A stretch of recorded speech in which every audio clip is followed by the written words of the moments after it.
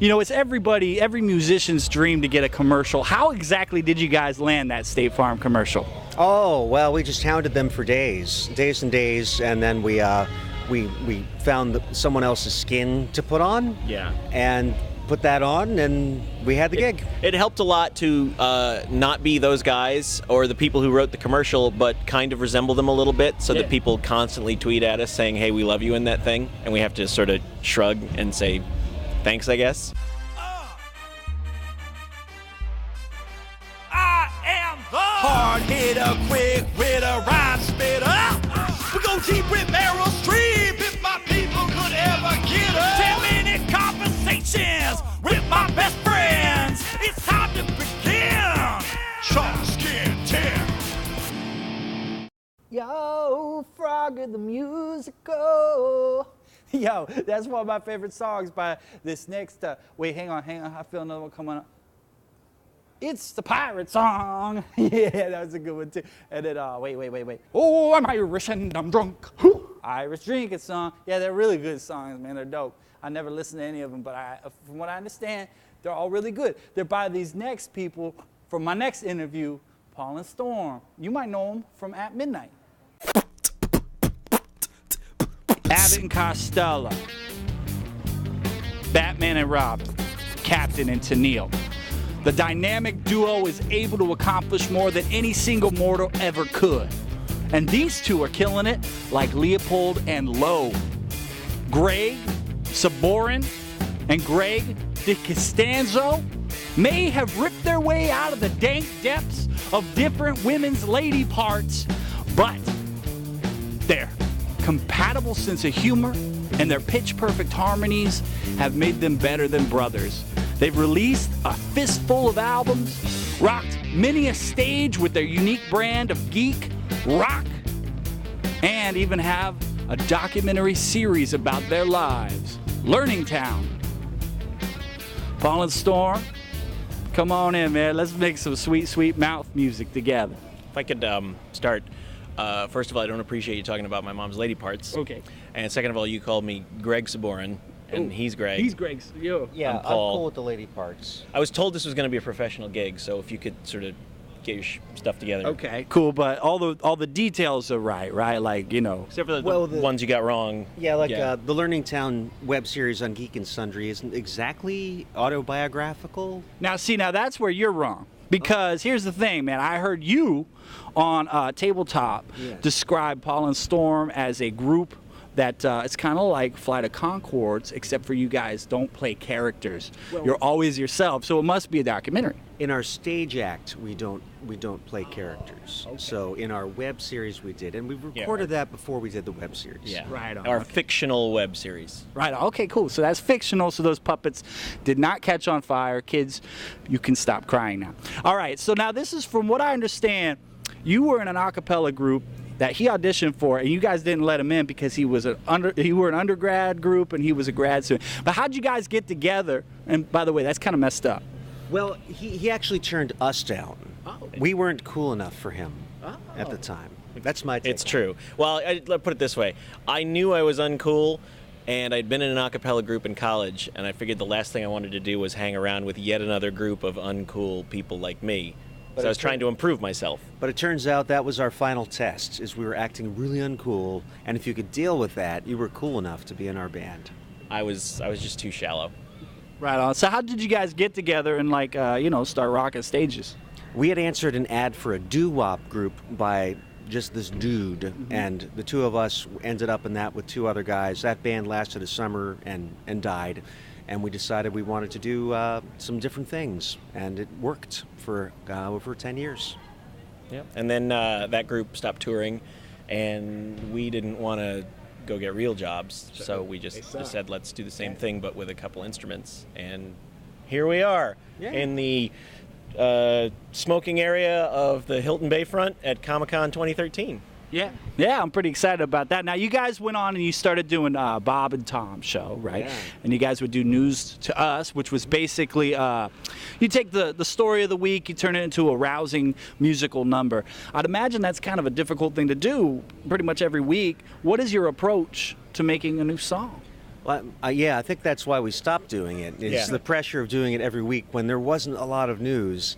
But the process that's the thing, is something has to strike you as interesting and novel and unique, especially being a comedy band. Yeah. So you just hope you have a funny thought, and then you try to flesh it out and just make it as long as it needs to be. Sometimes, actually a lot of times for that project, the news story would kind of make itself obvious that it was a subject. Like when you read about a guy who left his 3-year-old in the car while he went into a strip club, you're halfway to a song there already. So that was a good song. That helped. That helped a lot. Yeah. A lot of mommies on stage. I love it. Thanks. I love it. Now, speaking of comedy songs, listening to a lot of different comedy songs, most of them tend to suffer from bad production values, but you guys have music that's rich with texture. What is the key ingredient to making a song with high quality? The first part is just listening to a lot of music and thinking from the music, not first, but that it's not a secondary part of what you're doing. Right.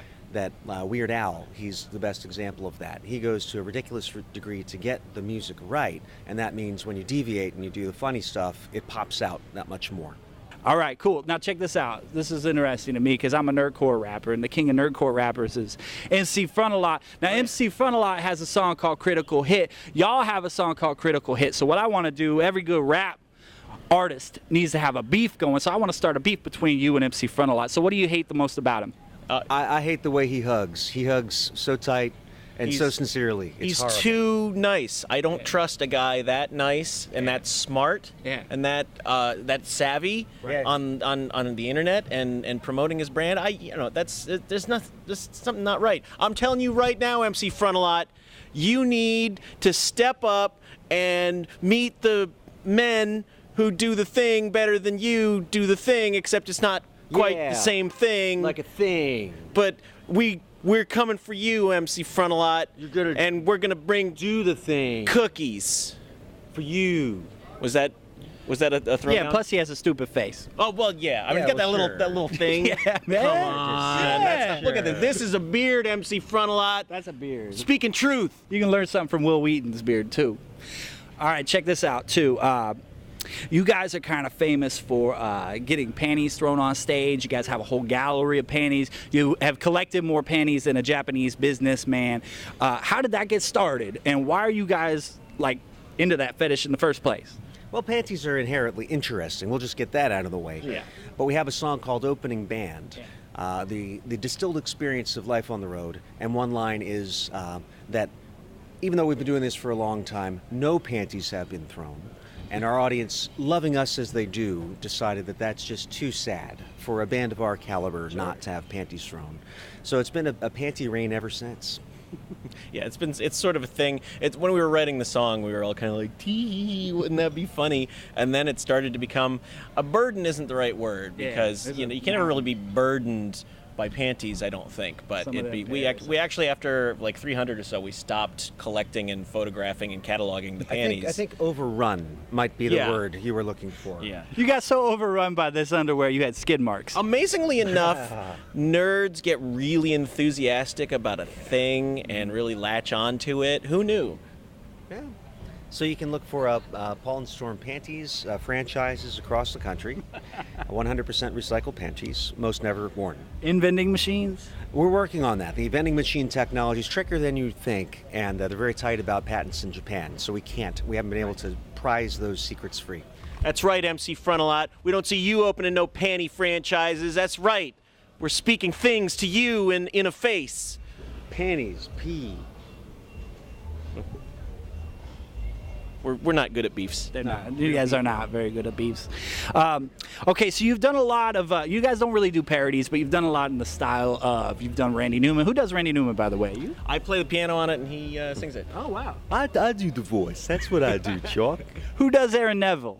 I do Aaron Neville. Okay. Who does James Taylor? I do James Taylor. Okay. Who does Bob Dylan? Hey, I do Bob Dylan. Yay, keep going. Eventually you'll find John Mellencamp.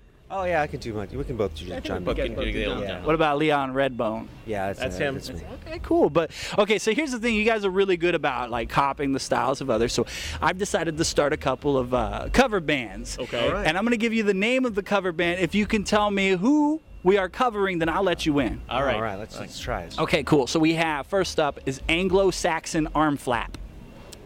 Anglo-Saxon Arm Flap is my Mamas and the Papas cover band. It's a good, no. Wrong. No? No. Okay. Is The Who cover band. You guys are good. It's Madonna. Madonna is the correct answer. Anglo-Saxon Arm That was Flap. my next choice. Yeah. That's pretty good, though. All right, hit us All up. right, here we go. Let's see. The next one is, Bring in the Hits. Ike and Tina Turner cover band. We would also accept Chris Brown. Very nice. We like to go old school. Absolutely. And the other one is Nambla Bait. Is my Gary Glitter cover band. We would also... Nambla Bait? Then Nambla I would say Bait. maybe Justin Menudo Bieber. or Justin Bieber Justin cover band. Bieber or One Direction. One Direction is the correct answer, but all of those are acceptable. Absolutely. Okay, cool. So you guys are in Nambla Bait with me. We're going to have to learn a lot of choreographed moves. Cannot wait to Namblabate with you. Yeah, we'll get back to you on that one. Okay, cool. You guys do Woodstock. You founded Woodstock with Will Wheaton from Star Trek The Next Generation and Adam Savage from Mythbusters. You guys tour a lot with John Colton, with Chris Hardwick, Mike Furman. You've done collabs with Greg Benson, who's an awesome guy, by the way. You've even done stuff with Weird Al Yankovic. So why did they cancel Alf? Because he left the planet. Everybody knows that. It was actually it was the Cat Lobby. Yeah. That really they pushed hard on. Was it ABC that show was on? Yeah, and well, you know, they caved into Big Cat. And they kicked him off the planet. It's sad, though. It's sad. It is. It's a shame. What's Willie gonna do? Really, Willie? What are you gonna do? Willie? No. You guys do a lot of jingles. I have something I need to plug, and I want you guys to write a jingle for me. All right, let's have it. So it is, get the camera, bring the camera in real tight there. It's something for the kids. It's for 3 and under. Okay. The eyes are a choking hazard, so gloss over that part in your song. Did you skin a domokun for this? No, it's a carpet, and it's called Carpets. Oh, sure. For the kids. So I want you guys to think about that. Write a little jingle for that. I got to think I can start. You start, and I'll throw on something else on top of it. Go ahead. Sure. Carpets. You don't need to crap. I gotta get the rhythm down right. See, I'm not a rhythm guy. I'll edit that part right out. We'll just start right over. Carpets. You don't need to take them to the vets. That's all I got. Carpets, Google Eye bath mat, looking up at your junk. I love it. Thank you so much, guys. The kids it's gonna just fly off of the shelves. Yeah. So speaking of the kids, you guys have a song in Despicable Me 2. Yep. Right? It's which song is that, by the way? It was a song we did with Da Vinci's Notebook called Another Irish Drinking Song. Yeah. So how does it feel to encourage millions of young children to drink like a wobbling Mick?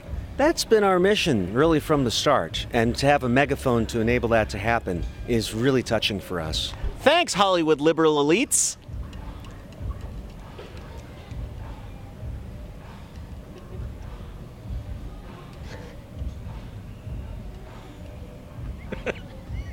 Paul, you were once known as the movie geek who couldn't get out of his locker. Storm, you were once known for watering plants. Now you guys have done a ton of stuff. You guys do a lot for the community to give back. You have the Creative Commons, in which you can use their music for free as long as you credit them in your project. What advice could you give to the up-and-comers that dream of someday becoming Paul and or Storm? Just keep doing your thing. And hopefully your audience will find you. And now with the internet, they can. Yeah, I agree 100%. That said, lay off our territory, because it's a crowded market out there, and we'll protect it with force if necessary. Especially if you were to call your band Paul and Storm, we would sick MC Frontalot on you. Oh, we'll totally do that, because we own him, because he's our biznatch. Is that a word? Yeah, well, it can be one now. Okay. We'll put it in Urban Dictionary, and then people will start using it. This is our thing. This is our move. That is the move? Yeah. Okay. Instead of a mustache waving your fingers thing. Go ahead, you try. And it's a biznash. Biznash. You hear that, MC Frontalot? You can't do State Farm commercials. Oh, yeah! Running around things. Chalkskin. Yo, that was a cool video, right? So do me a favor. Hit like, hit share, hit subscribe. Not at the same time, because your computer will explode. Right on. You got anything to add? What he said, and also something smarter. Yeah. So now we know who writes the song. That's good. Neither one of us. That's our dirty secret. Uh-oh, notes down. Yeah, they fell right out of my pocket. Oh, man, I thought you knew about us. In fact, you just got a cheat sheet. I know. Well, they did all the research. I just. Okay. That interview was so cool, I think I'm gonna rap about it. Click here, check out the rap. It's so dope.